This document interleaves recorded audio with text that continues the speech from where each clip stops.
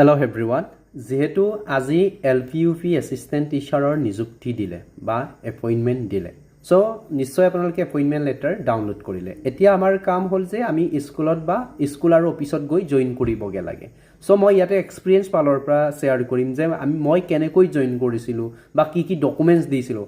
same process আপোনালোকেও কৰিব লাগিব আৰু এইখিনি ডকুমেন্টস সাবমিট কৰিব লাগিব আৰু কি ফৰ্মেট লাগে মই এ টু জেড ইয়াতে জনাই দিম ঠিক আছে ইয়াতে ইম্পৰ্টেন্ট ডকুমেন্টস আপোনালোকে কাইলৰ পৰা জয়েন কৰি দিব ঠিক আছে ইয়াতে ইম্পৰ্টেন্ট ডকুমেন্ট দিয়া আছে ইম্পৰ্টেন্ট ডকুমেন্টস বুলি ক'লে নাম্বাৰ 1 এপইন্টমেন্ট লেটাৰ যেটো আপোনালোকে ৱেবসাইটৰ পৰা অলৰেডি ডাউনলোড কৰিছে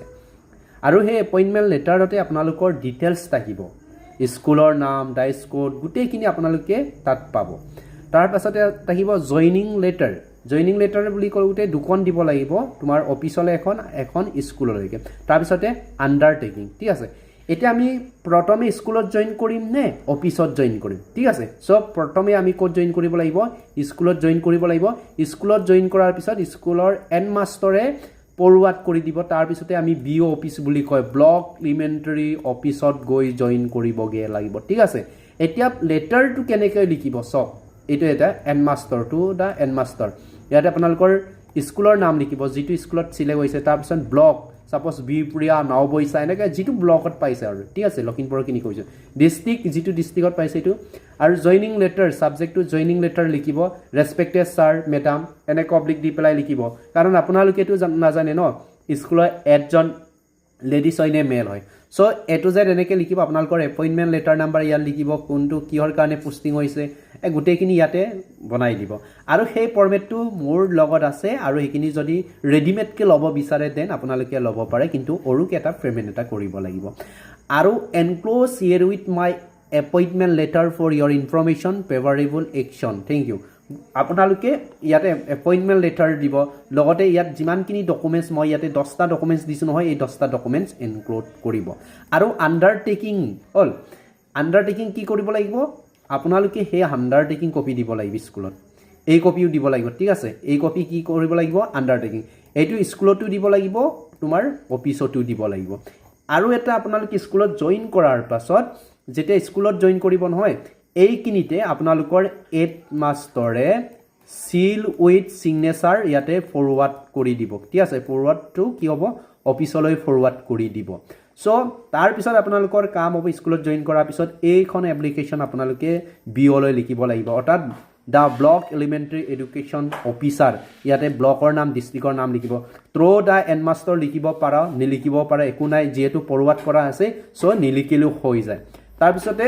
জয়নিং লেটাৰ ৰেসপেক্টেড স্যাৰ সেম থাকিব এইখিনি সেন্টেন্স জাস্ট অলপ চেঞ্জ হ'ব ওকে এইখিনি অলৰেডি জয়েন কৰা আছে বুলি ক'লে kindly accept my joining report in your block today এটো ডেট লিখিব টাইম লিখিব গুটেইখিনি অলৰেডি এটো স্কুলত জয়েন কৰি আছে নহয় সো ইয়াতে অলৰেডি লিখি দিব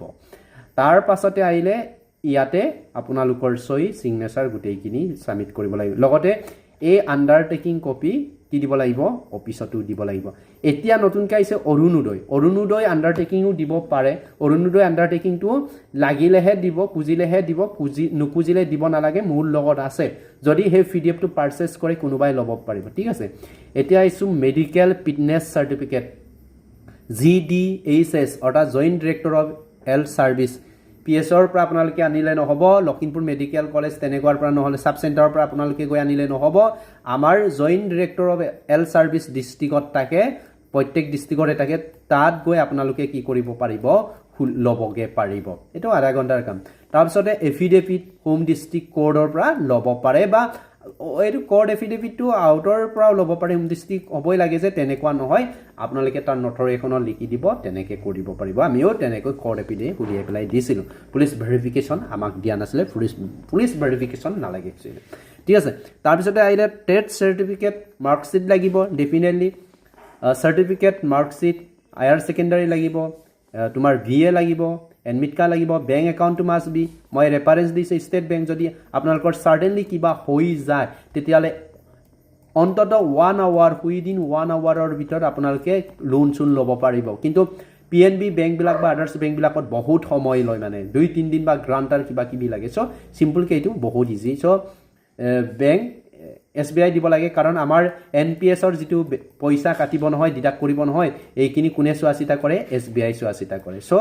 লোন দিবলৈ একদম মানে কোনো চিন্তা নকৰে ডাইৰেক্ট দি দিব ঠিক আছে ID proof লাগিব আপোনালোকে এইখিনি ID proof দিব এমপ্লয়মেন্ট এক্সচেঞ্জ এই গুটেইখিনি দি দিব সো এইটো আছিল এতিয়া মেইন বিষয়টো লৈ আইছো আপোনালোকৰ জয়নিং যদি জনলি জয়নিং কৰে অহা কাইলৈ যদি জয়নিং কৰে তেতিয়ালে আপোনালোকৰ স্যালাৰি সিস্টেমটো কেনে ধৰণৰ এফেক্ট পৰিব মই অইন এটা পৰৱৰ্তী ভিডিঅত এটো যেন মই এনালাইসিস কৰিম সো এইটো আছিল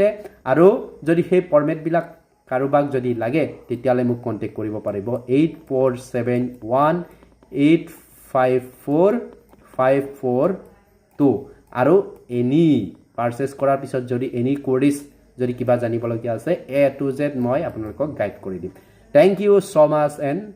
one again most welcome to our education department